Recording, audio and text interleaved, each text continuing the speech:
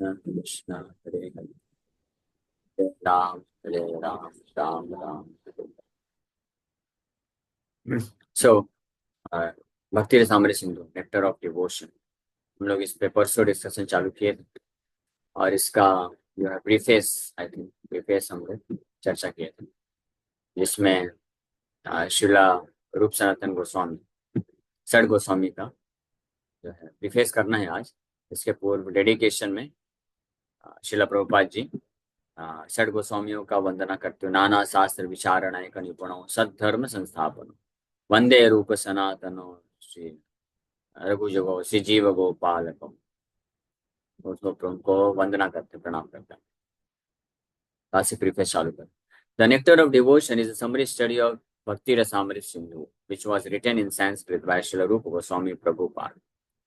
He was the chief of the six Goswamis who were the direct disciples of Lord Chaitanya Mahaprabhu.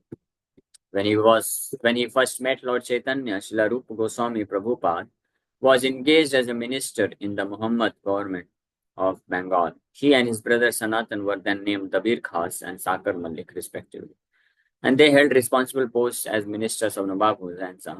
At that time, 500 years ago, the Hindu society was very rigid, and if a member of the Brahmin caste accepted the service of Muhammadan ruler, he was at once rejected from Brahmin society. That was the position of the two brothers, Dabir Khas and Sakar. They belonged to the highly situated Saraswat Brahmin community, but they were ostracized due to their acceptance of ministerial posts in the government of Hussain Shah. It is the grace of Lord Chaitanya that he accepted these two exalted personalities as his disciples and raised them to the position of Goswamis. The highest position is Brahminical culture. Similarly, Lord Chaitanya accepted Haridas Thakur as his disciple, and although Haridas happened to be born of a Mohammedan family, and Lord Chaitanya later on made him the Acharya of the chanting of the holy name of the Lord, Hare Krishna, Krishna Krishna, Hare Hare, Hare Ram, Ram Ram, Hare Hare. So nectar of devotion जो ग्रंथ है भक्ति रसामृत सिंधु, वो श्रील रूप गोस्वामी प्रभुपाद जी के द्वारा लिखा गया है, जो कि 6 गोस्वामियों में सबसे प्रमुख गोस्वामी है और श्री चैतन्य महाप्रभु के डायरेक्ट डिसाइपल हैं, शिष्य हैं। चैतन्य महाप्रभु रूप गोस्वामी और सनातन गोस्वामी को जो है राम के लिए ग्राम में पहली बार मिलते हैं, और उस वक्त वो Mohammedan Muslim government of Bengal उसमें मिनिस्टर्स, रूप गोस्वामी प्राइम मिनिस्टर थे और सनातन गोस्वामी जो है फाइनेंस मिनिस्टर, वित्त मंत्री और प्रधानमंत्री, ये पोजीशन में थे। और उनका नाम चेंज कर दिया गया था क्योंकि जब उन्होंने मुस्लिम गवर्नमेंट का ये सेवा स्वीकार किया तो ब्राह्मण कम्युनिटी के लोगों ने उनको निकाल दिया ब्राह्मण पोजीशन से, इसलिए उनका नाम नवाब हुसैन शाह जो कि राजा थे, उन्होंने दबीर खास और साकर मलिक रख दिया। लेकिन उस समय पश्चात, जब कुछ समय पश्चात चैतन्य महाप्रभु से मिलते हैं तो चैतन्य महाप्रभु की कृपा से उनको वापस से चैतन्य महाप्रभु जो ब्राह्मणिकल कल्चर का हाईएस्ट पोजीशन, यानी ब्राह्मणों से श्रेष्ठ पोजीशन पदवी गोस्वामी की, परमहंस गोस्वामी की स्थिति में पहुंचा देते हैं, भगवान कृष्ण की शुद्ध भक्ति को प्रदान कर। उसी प्रकार से हरिदास ठाकुर जो कि मुस्लिम परिवार में जन्म लिए थे, लेकिन उनको नामाचार्य बनाते हैं, हरिनाम हरे कृष्ण महामंत्र जप करने की अथॉरिटी बनाते हैं Chaitanya Mahaprabhu. Lord Chaitanya's principle is universal. Anyone who knows the science of Krishna and is engaged in the service of the Lord is accepted as being in a higher position than a person born in a family of a Brahmin. That is the original principle accepted by all Vedic literature, especially the Bhagavad Gita and Srimad Bhagavatam. The principle of Lord Chaitanya's movement in educating and elevating everyone to the exalted post of Goswami is taught in the Nectar of Devotion.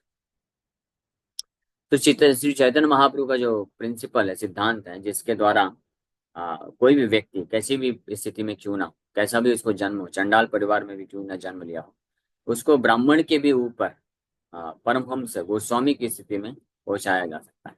और चैतन्य महाप्रभु के लीला से पता चलता है कि जो भी कृष्ण के तत्व को जानता है, कृष्ण की भक्ति में सेवा में लगा है, तो उसका जो पोजीशन है वो ऐसे व्यक्ति से भी श्रेष्ठ है जो ब्राह्मण परिवार में जन्म लिया।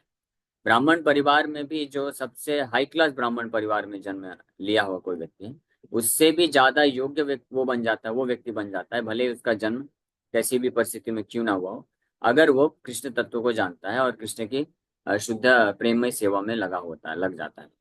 That is the original principle. तो ये चैतन्य महाप्रभु का प्रिंसिपल बस नहीं है, चैतन्य महाप्रभु तो इसको आके इंट्रोड्यूस किए, लेकिन ये भागवतम का, भगवत गीता का, सारे वैदिक लिटरेचर्स का ये एक सनातन सिद्धांत। लेकिन because of the influence of कलयुग के दुष्प्रभाव के कारण इस सिद्धांत को लोग फॉलो नहीं कर रहे, और इसलिए on the basis of caste, on the basis of birth, जन्म के आधार पर ही लोग ये डिस्क्रिमिनेशन करते थे कि ये उच्च जाति का है, ये निम्न जाति का है। चैतन्य महाप्रभु इसको आकर के खंडित किए और इस्टेब्लिश किए। इसलिए इसको पर्सनल खुद के एग्जाम्पल्स, हालांकि चैतन्य महाप्रभु खुद जो है बहुत ही हाई क्लास ब्राह्मण परिवार में जन्म लिए थे, जगन्नाथ मिश्रा के पुत्र थे। और जगन्नाथ मिश्रा बहुत ही लर्नेड ब्राह्मण थे, बहुत ही विद्वान ब्राह्मण थे, और शालिग्राम भगवान का पूजा करते थे, और पूरा उनका ख्याति था पूरे नवद्वीप में। और जो है, और चैतन्य महाप्रभु भी बहुत महान पंडित थे, बड़े विद्वान थे शास्त्रों के। लेकिन और उसके ऊपर भी चैतन्य महाप्रभु ने संन्यास भी ले लिया। एक तो बहुत ही हाई क्लास ब्राह्मण परिवार से थे, और उसके ऊपर भी चैतन्य महाप्रभु संन्यास ले लिए। लेकिन वो सन्यासी बन के फिर जब साउथ इंडिया में गए, तो राय रामानंद, जो कि शूद्र परिवार से थे, कायस्थ परिवार में जन्म हुआ है, तो कायस्थ को शूद्र के जैसा माना जाता है।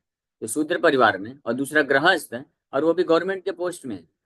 हाँ, तो उनको अपना गुरु बना लिए Chaitanya Mahaprabhu on the basis of this principle, ये प्रूव करने के लिए कि भले ही कोई बड़े ही उच्च ब्राह्मण परिवार में जन्म लिया हो और सन्यासी भी क्यों ना बन जाए, वो भी जो है ऐसे व्यक्ति को गुरु बना सकता है जो कि शुद्ध परिवार में जन्म लिया है और सन्यासी भी ना हो, एक साधारण सा गृहस्थी क्यों ना हो, लेकिन अगर वो कृष्ण का शुद्ध भक्त है तो ऐसे व्यक्ति को भी गुरु बना सकता है, वो ब्राह्मण परिवार में जन्म लिया हुआ व्यक्ति, और भले सन्यासी भी क्यों ना हो।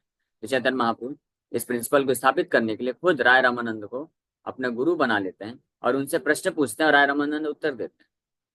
तो ये चैतन्य महाप्रभु का जो प्रिंसिपल है, ये सारा जो सिद्धांत है, षड गोस्वामियों को दी है, स्पेशली विशेष रूप से रूप सनातन गोस्वामी को।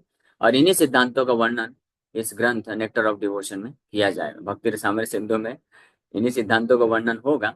इसीलिए जिन लोगों को ऐसा लगता है कि बाय कास्ट ब्राह्मण होना ही श्रेष्ठ है, तो वो कृपा करके ये क्लास ना अटेंड करें, क्योंकि इसमें इन सिद्धांतों का बड़े अच्छे से विस्तार किया जाएगा और खंडन किया जाएगा। Nectar of devotion. Lord Chaitanya met the two brothers Dabir Khas and Sakar Malik in a village known as Ramkeli in the district of Malda, and after that meeting the brothers decided to retire from government service and join Lord Chaitanya. Dabir Khas, who was later to become Rupa Goswami, retired from his post and collected all the money he had accumulated during his service. It is described in the Chaitanya Charitamrita that his accumulated savings in gold coins equaled millions of dollars and filled a large boat. He divided the money in a very exemplary manner, which should be followed by devotees in particular and by humanity in general. 50% of his accumulated wealth was distributed to the Krishna conscious persons, namely the Brahmanas and the Vaishnavas. 25% was distributed to relatives, and 25% was kept against emergency expenditures and personal difficulties.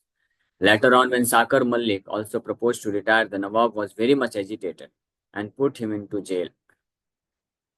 But Sakar Malik, who was later to become Srila Sanatana Goswami, took advantage of his brother's personal money, which had been deposited with a village banker, and escaped from the prison of Husainsa. In this way, both brothers joined Lord Chaitanya. तो चैतन्य महाप्रभु दबीर खास और साकर मल्लिक, जो कि रूप और सनातन गोस्वामी हैं, उनको राम के लिए ग्राम में मिलते हैं, और मीटिंग के बाद ही वो दोनों तुरंत डिसाइड करते हैं कि वो गवर्नमेंट पद को त्याग देंगे और श्री चैतन्य महाप्रभु की पार्टी ज्वाइन करेंगे। तो दबीर खास, जो कि छोटे भाई हुए, जो रूप गोस्वामी बने बाद में, तो सबसे पहले वो अपने पद को त्यागते हैं, प्राइम मिनिस्टर पद को त्याग देते हैं और तुरंत चले जाते हैं, चैतन्य महाप्रभु को ज्वाइन करते हैं। और जब वो रिटायर हुए तो उस वक्त उनका इनकम बताया गया है चैतन्य चरितमृत में कि उनके पास इतने गोल्ड कॉइन्स थे कि एक बहुत बड़ी नाव पूरे गोल्ड कॉइन से भर गई, कई मिलियंस ऑफ डॉलर, रूपा जी लिख रहे हैं। लेकिन उन्हें बड़े आदर्श उदाहरण प्रस्तुत करते हुए अपने जितनी भी कमाई थी उसका 50% भक्तों को में बांट दिया, जो कि कृष्ण की सेवा में लगाएंगे, और 25% अपने सगे संबंधी रिलेटिव लोग को दिए। और 25% इमरजेंसी के लिए एक बैंक में, उस समय का बैंक मतलब किसी जो है जो बिजनेसमैन के पास डिपॉजिट कर दिए, जिसका इस्तेमाल बाद में फिर सनातन गोस्वामी करते हैं अपने आप को जेल से मुक्त करने के लिए। क्योंकि जब रूप गोस्वामी छोड़ के गए तो इमीडिएटली ये जो जेलर था, इसको ये सॉरी नवाब हुसैन शाह राजा को भनक लग गई कि सनातन भी छोड़ देगा। तो सनातन गोस्वामी जब छुट्टी लिए कि मेरी तबीयत खराब है, और जब देखे कि ये तो बैठ के भागवतम का चर्चा कर रहे हैं, तो उनको अरेस्ट कर लेता है और जेल में डाल देता है कि आप नहीं छोड़ सकते। क्योंकि ये दोनों भाई रूप सनातन गोस्वामी इतने अच्छे तरीके से, इतनी ईमानदारी से, निष्ठा के साथ और इतने लोकप्रिय थे कि हुसैन शाह का राज्य बड़े अच्छे से चल रहा था। इसलिए हुसैन शाह चाहता नहीं था कि ये दोनों अपने पद को छोड़ के जाएं। लेकिन फाइनली फिर सनातन गोस्वामी भी मैनेज कर लेते हैं, वो जेलर को थोड़ा घूस दे करके, और वहां से निकल जाते हैं जेल से, और दोनों फिर फाइनली जा करके चैतन्य महाप्रभु को ज्वाइन करते हैं, और चैतन्य महाप्रभु उनको फिर सेवा में लगाते हैं वृंदावन भेज कर। रूप Goswami first met Lord Chaitanya at Prayag, Allahabad, India, and at the Dasa Aswamedh bathing ghat of that holy city, the Lord instructed him continually for 10 days. The Lord particularly instructed Rupa Goswami on the science of Krishna consciousness. These teachings of Lord Chaitanya to Srila Rupa Goswami Prabhupada are narrated in our book, Teachings of Lord Chaitanya. तो सबसे पहले रूप गोस्वामी चैतन्य महाप्रभु को मिले प्रयागराज में, और वहां पे 10 अश्वमेध घाट में चैतन्य महाप्रभु कंटिन्यूअस 10 दिनों तक रूप गोस्वामी को भक्ति संबंधित विज्ञान के ऊपर शिक्षा दी, और उसी को रूप गोस्वामी अपने ग्रंथों में वर्णन करते हैं। और इसी का समरी फॉर्म में प्रभुपाद जी एक बुक कंपाइल किए हैं। इस मीटिंग में जो भी चर्चा हुआ, और टीचिंग्स ऑफ लॉर्ड चैतन्य के नाम से एक बुक आती है, आप लोग लेके पढ़ सकते हैं। और इसी का विस्तार रूप चैतन्य चरितमृत में मध्य लीला में पाया जाता है। Later, Srila Rupa Goswami Prabhupada elaborated on the teachings of the Lord with profound knowledge of revealed scriptures and authoritative references from various Vedic literatures. Srila Srinivas Acharya describes in his prayers to the six Goswamis that they were all highly learned scholars, not only in Sanskrit but also in foreign languages such as Persian and Arabic. They very scrutinizingly studied all the Vedic literatures in order to establish the cult of Chaitanya Mahaprabhu on the authorized principles of Vedic knowledge. The present Krishna consciousness movement is also based on the authority of Srila Rupa Goswami Prabhupada. We are therefore generally known as Rupanugas, or followers in the footsteps of Srila Rupa Goswami Prabhupada. It is only for our guidance that Srila Rupa Goswami prepared his book Bhakti Rasamrita Sindhu, which is now presented in the form of the Nectar of Devotion. Persons engaged in the Krishna consciousness movement may take advantage of this great literature and be very solidly situated in Krishna consciousness. तो 10 दिन तक चैतन्य महाप्रभु शिक्षा प्राप्त किए, फिर रूप गोस्वामी को वृंदावन भेज दी, और वृंदावन में जाकर के रूप गोस्वामी उन्हीं जो शिक्षाओं को चैतन्य महाप्रभु से प्राप्त किए हैं उसी के बेसिस पे उसका विस्तार करके, और अन्य बहुत सारे प्रामाणिक वैदिक शास्त्रों का रेफरेंस के माध्यम से अपने ग्रंथ की रचना करते हैं। कई ग्रंथ की रचना की, जिसमें से विशेष रूप से भक्ति रसामृत सिंधु और उपदेशामृत, ये दो प्रमुख बहुत महत्वपूर्ण ग्रंथ है जिसका प्रभुपाद जी अनुवाद किए हैं। श्रीनिवासाचार्य इसीलिए उनका गुणगान करते हैं कि ये इतने हाईली स्कॉलर थे, इतने पंडित थे, और न केवल संस्कृत भाषा में बल्कि बोला जाता है कि रूप सनातन गोस्वामी 12 भाषाओं में एक्सपर्ट थे, 12 भाषाएं बोल सकते थे, पढ़ सकते थे और उसमें लिख सकते थे। ऑफ कोर्स उस वक्त इंग्लिश नहीं रहा था, इंग्लिश होगा भी तो उतना वैल्यू नहीं था, इंग्लिश लैंग्वेज नहीं था। लेकिन उस समय की जो भी प्रसिद्ध भाषाएं थी, जिसमें से कुछ उदाहरण यहाँ पे दिए गए, ये पर्शियन लैंग्वेज और Arabic, Persian, Sanskrit, Bengali and Odia and Hindi. Hindi का तो पता नहीं था कि नहीं, और अरे वृंदावन में थे तो हिंदी भी रहा ही होगा, अरेबिक, इस प्रकार के फारसी, ऐसी 12 भाषाएं बोला जाता है कि उनको महारत है। और सारे भागवतम के सारे 18,000 श्लोक कंठस्थ थे रूप सनातन गोस्वामी को। इसलिए हम स्ट्रिक्टली हम लोग रूप गोस्वामी के जो शिक्षा है उसको पालन करते हैं, इसलिए हम लोग रूपानुगा कहलाते हैं। और रूप गोस्वामी की शिक्षाओं को द नेक्टर ऑफ डिवोशन भक्ति रसामृत सिंधु ग्रंथ में वर्णन किया गया है। तो जो भी भक्त कृष्ण कॉन्शियसनेस में यानी कृष्ण भावनामृत में बड़े सॉलिड तरीके से अपने आप को सिचुएट करना चाहते हैं, स्थित करना चाहते हैं, तो वो लोग इसका फायदा उठा सकते हैं, नेक्टर ऑफ डिवोशन ग्रंथ को पढ़ सकते हैं और इस प्रकार से अपने आप को पूर्ण रूप से स्थित कर सकते हैं भक्ति मार्ग में। भक्ति means devotional service. Every service has some attractive feature which drives the servitor progressively on and on. Every one of us within this world is perpetually engaged in some sort of service, and the impetus for such service is the pleasure we derive from it. Driven by affection for his wife and children, a family man works day and night. A philanthropist works in the same way for love of the greater family, and a nationalist for the cause of his country and countrymen. That force that drives the philanthropist, the householder, and the nationalist is called rasa, or a kind of mellow relationship, whose taste is very sweet. Bhakti rasa is a mellow different from the ordinary rasa enjoyed by mundane workers. Mundane workers labor very hard day and night in order to relish a certain kind of rasa, which is understood as sense gratification. The release or taste of mundane rasa does not long endure, and therefore mundane workers are always apt to change their position of enjoyment. तो भक्ति का मतलब होता है प्रेममय सेवा। हर कोई संसार में कुछ ना कुछ सेवा कर रहा है, और सेवा करने के लिए जो है इम्पेटस चाहिए, एक प्रेरणा का स्रोत होना चाहिए। बिना वो प्रेरणा के स्रोत के कोई व्यक्ति सेवा नहीं कर पाएगा इस संसार में। तो भौतिक संसार में जो प्रेरणा का स्रोत होता है उसको रस बोलते हैं, उसी को रस बोला जाता है जो सेवा करने के लिए प्रेरित करता है किसी व्यक्ति को। तो भौतिक समाज में एक फैमिली मैन होता है, वो अपनी पत्नी और बच्चों को संतुष्ट पालन पोषण करने के लिए दिन रात मेहनत करता है, क्योंकि उसको इस रिलेशनशिप से कि ये मेरी पत्नी है, ये मेरे बच्चे हैं, एक रस की प्राप्ति होती है।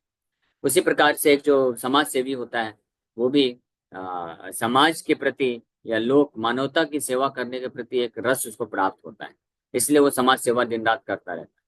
उसी प्रकार से एक जो नेशनलिस्ट होता है, देशभक्त होता है, तो वो भी अपने आप को देश से आइडेंटिफाई करते हुए कि मैं भारतवासी हूँ, वो निरंतर सेवा करता रहता है। तो इस प्रकार से किसी संबंध में स्थित होकर के उसमें कुछ रस मिलता है, उसी के बल पे व्यक्ति जो है हर कुछ सेक्रीफाइस करके सेवा कार्य करता रहता है। तो उसी प्रकार से भगवान कृष्ण का सेवा करने के लिए एक भक्ति रूपी भक्ति रस होता है, जिसके बेसिस पे भक्त जो होता है निस्वार्थ भाव से सेवा करता है। लेकिन ये जो भक्ति रस होता है ये अलग प्रकार का रस। बाकी जितने भी रस हैं संसार में वो सब ऑर्डिनरी साधारण रस है, वो फीके रस, चाहे वो पारिवारिक रस है या देश समाज का रस है, वो सब फीके रस है। और इनको मंडेन रस बोला जाता है। मंडेन मतलब भौतिक तुच्छ रस बोला जाता है, और इसी को अलग भाषा में सेंस ग्रेटिफिकेशन, इंद्रिय तृप्ति बोलते हैं या काम वासना बोलते हैं। और लेकिन वहीं दूसरी ओर जो भक्ति का जो रस होता है वो दिव्य स्तर पे होता है, और वो कृष्ण के लिए होता है, और कृष्ण वो प्रेम रस होता है, उसी को प्रेम रस बोला जाता है। बाकी भौतिक संसार में जो रस होते हैं वो सब काम रस होते हैं।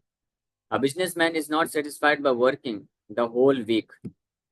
Therefore, wanting a change for the weekend, he goes to a place where he tries to forget his business activities. तो यहाँ पे डिफरेंस बता रहे हैं कि the release or taste of the mundane rus does not long endure. जो ये भौतिक रस होता है, तुच्छ रस होता है, और ये हमेशा ये बहुत लंबे समय तक नहीं रहता है, और वास्तविक रूप में किसी को जो है वास्तविक आनंद को प्रदान नहीं करता। इसीलिए ये भौतिक रस को करते करते व्यक्ति जो है थोड़ा रिटायरमेंट बीच बीच में चाहता है, या उसमें स्वार्थ की भावना आ जाती है। उदाहरण दे रहे, एक बिजनेसमैन होता है, वो दिन रात खूब मेहनत करेगा, लेकिन फिर भी वीकेंड में जाकर के थोड़ा सा कुछ समय व्यतीत करना चाहता है अपने बिजनेस से दूर। Then after the weekend is spent in forgetfulness, he again changes his position and resumes his actual business activities. So material engagement means accepting a particular status for some time and then changing it. This position of changing back and forth is technically known as bhog tyag, which means a position of alternating sense grative enjoyment and renunciation. तो भौतिक जगत के जो engagement होते हैं, कार्य होते हैं, उसी प्रकार से होता है।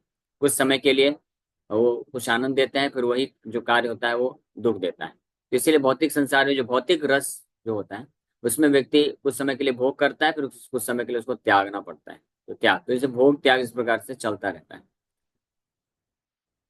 A living entity cannot steadily remain either in sense enjoyment or in renunciation. Change is going on perpetually, and we cannot be happy in either state because of our eternal constitutional position. Sense gratification does not endure for long, and it is therefore called chapalsu. और flickering happiness. तो इस प्रकार से भौतिक जो रस में स्थित जो व्यक्ति होता है, मंडेन रस जो होता है, उसमें भोग और त्याग ये दो चीज चलती रहती है। किसी एक ही अवस्था में व्यक्ति वास्तव में परमानेंटली स्थित नहीं रह सकता है। उसको चेंज चाहिए, चेंज, बिना चेंज के वो जो है संतुष्ट नहीं रह सकता है। इसलिए भौतिक संसार में जो भी संबंध है, रिलेशनशिप है, जो भी कार्य है, जो भी सेवा है, उसमें चेंज परपेचुअली होता रहता है। और इसलिए व्यक्ति यहाँ पे सुखी नहीं रह सकता है, क्योंकि हमारे कॉन्स्टिट्यूशन पोजीशन है ही नहीं। हमारी ये स्थिति, वास्तविक स्थिति हमारी ये नहीं, वास्तविक स्थिति है हमारी कि भगवान के साथ संबंध में स्थित होकर के भगवत रस में, भक्ति रस में स्थित करना, ये है। और इसीलिए इस भौतिक संसार के जो मंडेन रस हैं, जो भौतिक तुच्छ रस हैं, उसको चपल सुख बोला जाता है। चपल सुख या flickering happiness. For example, and ordinary family man who works very hard day and night and is successful in giving comforts to the members of his family, therefore relishes a kind of mellow. But his whole advancement of material happiness immediately terminates along with his body as soon as his life is over. Death is therefore taken as the representative of God for the atheistic class of men. The devotee realizes the presence of God by devotional service, whereas the atheist realizes the presence of God in the shape of death. At death, everything is finished, and one has to begin a new chapter of life in a new situation, perhaps higher or lower than the last one. In any field of activity, political, social, national, or international, the result of our actions will be finished with the end of life. That is true. That is sure. इसलिए बोलते हैं as sure as death. उदाहरण दे रहे हैं कि जैसे कोई family man है, वो बहुत दिन रात मेहनत करता है अपने परिवार वालों को हर प्रकार का फैसिलिटी, कंफर्ट, भोग देने के लिए। लेकिन क्या होता है, अंततः एक समय आता है कि वो जो है उसको सब कुछ छोड़ना पड़ता है, मृत्यु को प्राप्त करता है। इस प्रकार से उसका सारा जो ये एंडेवर है, रस है, ये सब वहीं पे समाप्त हो जाता है। फिर अगले जीवन में एक नया चैप्टर चालू करता है, नए प्रकार के फैमिली मेंबर्स, नए नए माँ बाप, नए पत्नी, नए बच्चे, नए सगे संबंधी, नए फ्रेंड सर्कल। इस प्रकार से भौतिक संसार में ये सब होता रहता है। लेकिन जो भक्त होता है वो जानता है कि इस भौतिक संसार में हर चीज टेम्परेरी है। इसलिए वो अपने आप को प्रयास करता है कि भगवान के साथ इटर्नल सनातन संबंध में स्थित रह करके भक्ति रस के कार्यों में जुड़ जाए, और इसलिए वो सेफ होता है। ओके, तो थैंक यू वेरी मच। इसी के साथ यहीं पे विराम करेंगे। किसी भक्त का कोई प्रश्न है तो पूछ सकते हैं, गौर कथा में से या इस मध्य सामने सिंधु की क्लास में। हरे कृष्ण।